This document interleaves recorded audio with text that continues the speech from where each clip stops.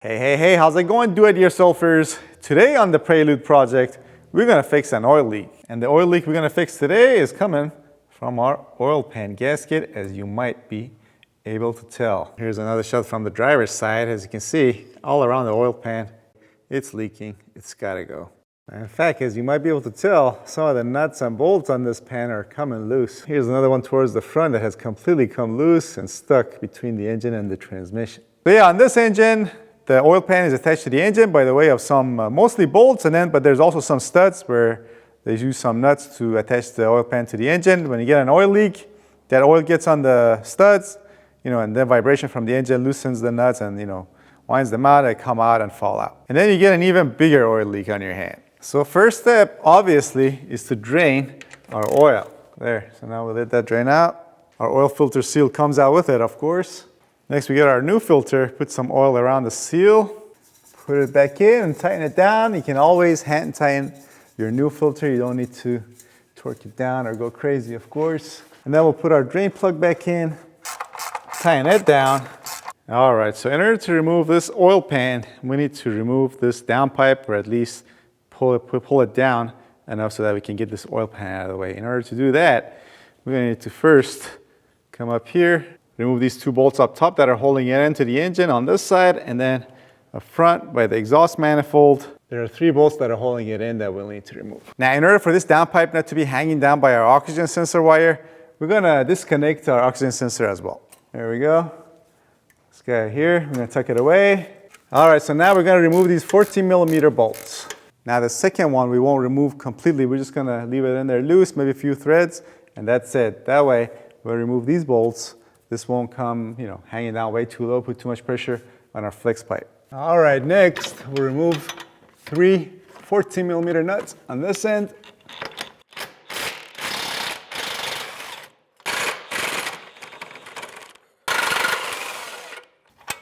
There. Now, this should come hang down. All right, next, we're gonna remove this cross bracing here. This is held in by 3 bolts up here and 3 bolts back there. This last one we're gonna leave in there, again, a few threads. And there's this one, and there's this one. All right, so here's a better shot from the front of the engine. There's the loose nut that I was talking about. The stud for it is back there too. That has obviously come loose. We're gonna remove that and save that, but then you can see all the bolts on this side as well. So we're gonna remove all. First, we're gonna get this nut out of the way. Next, there's actually a little bracket here on the transmission side that we'll need to remove. It looks like it's held in place by, I think, 1, 2, 3 bolts.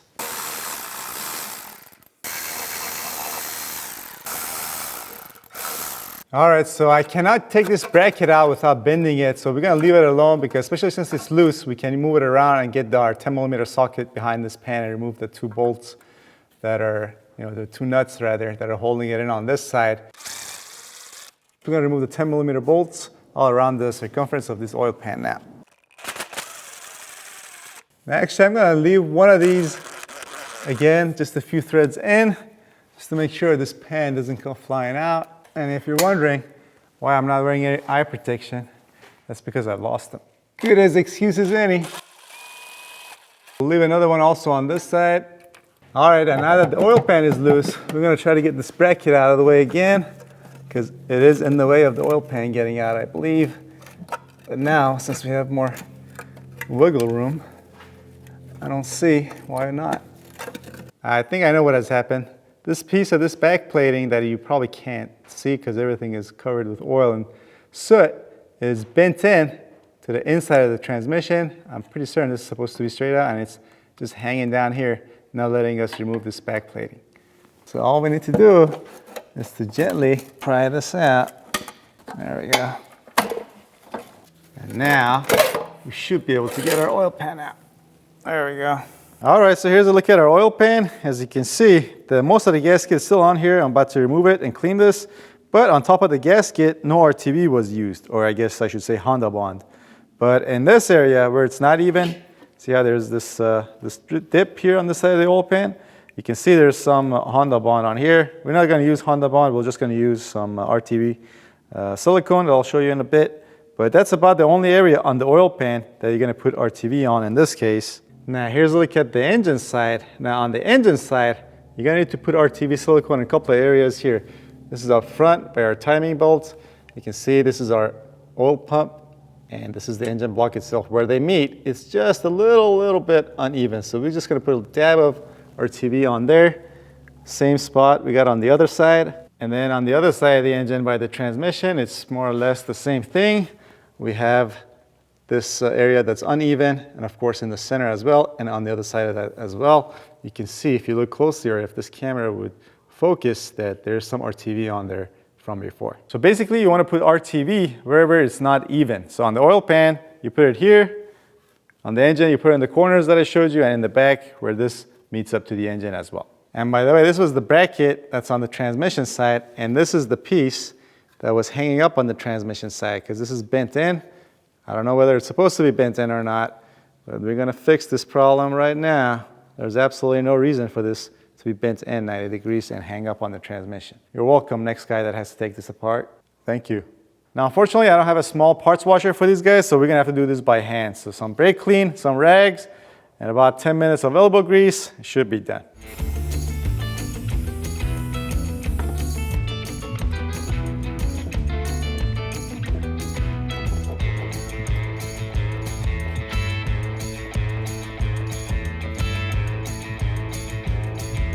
Now it goes without saying, if you're going to be using rags to do the initial cleaning, then you need to use some paper towels and brake clean to take out all the particles that your rags left behind, because you don't want that to circulate throughout your engine either.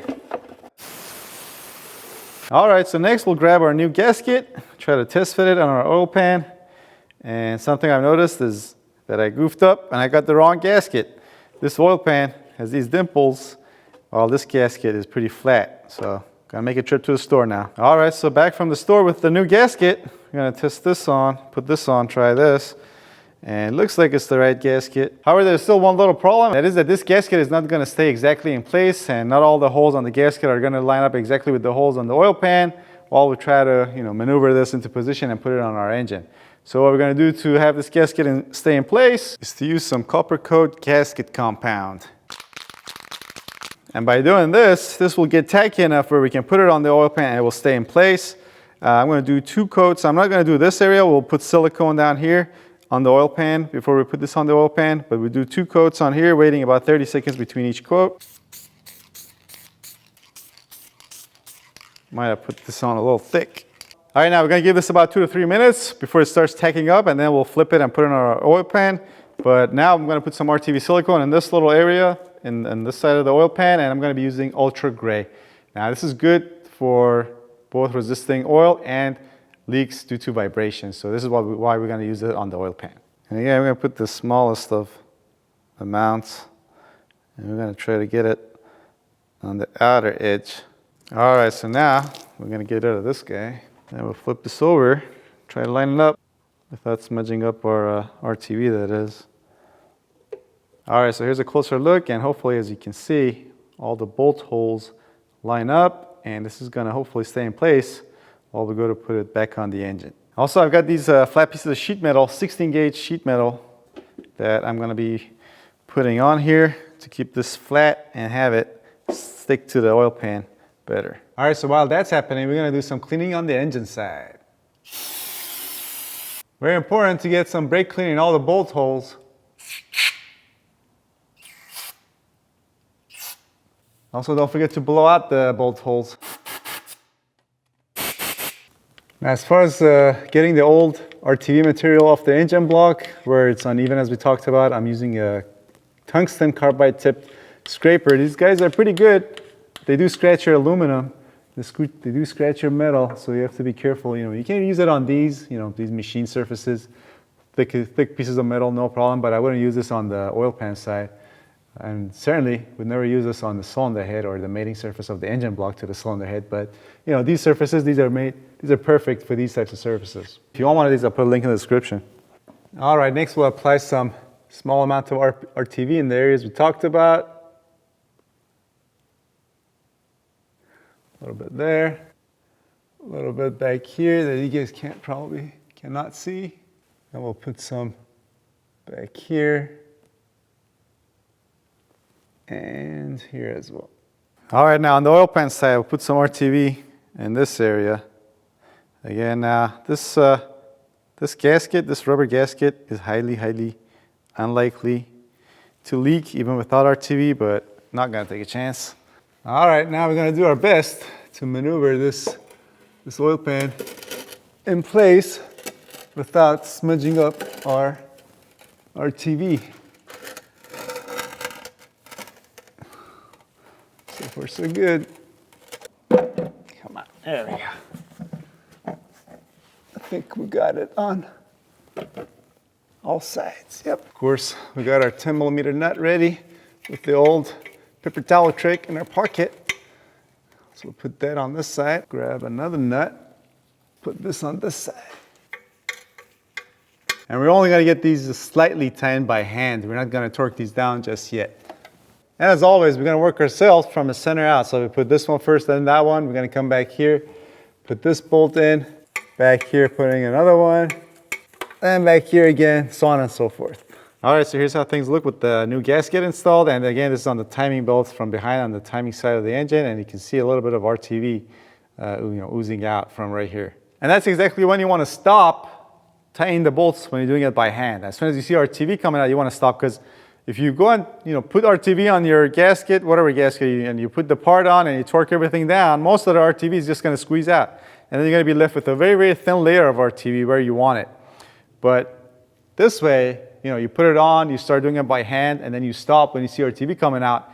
Now we're gonna wait about 30 minutes to an hour, and then once that RTV starts swelling up, then we'll torque everything down. And that way, you're not gonna have all the RTV come out. You're gonna have a thicker layer of RTV where you want it, and then in the future, as things settle, maybe due to vibration or whatever, and that RTV, that thicker layer, can expand more and cover more area and prevent leaks. All right, so it's been about 45 minutes. Now we're gonna torque everything down to 7 foot-pounds. Again, in a crisscross pattern. All right, so after torquing all the bolts down, we grab our bracket, and this bracket should go in a lot smoother now. Yep, much better. All right, next we'll tighten these down.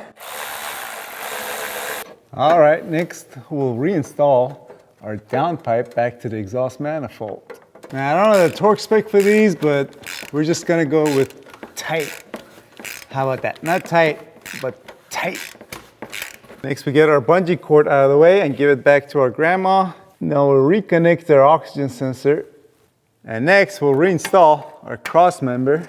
And then we'll torque these down to manufacturer torque specifications. Now that's it for this oil leak, but this Honda Prelude's got other oil leaks that we need to address. So if you want to see those videos, and if you enjoyed this video, make sure you give this video a thumbs up, subscribe, and hit that bell notification. Also check out my other videos. Links on this side of the screen, in the suggestion box, down below in the description box as well. All right, thanks for watching. I'll see you guys next time.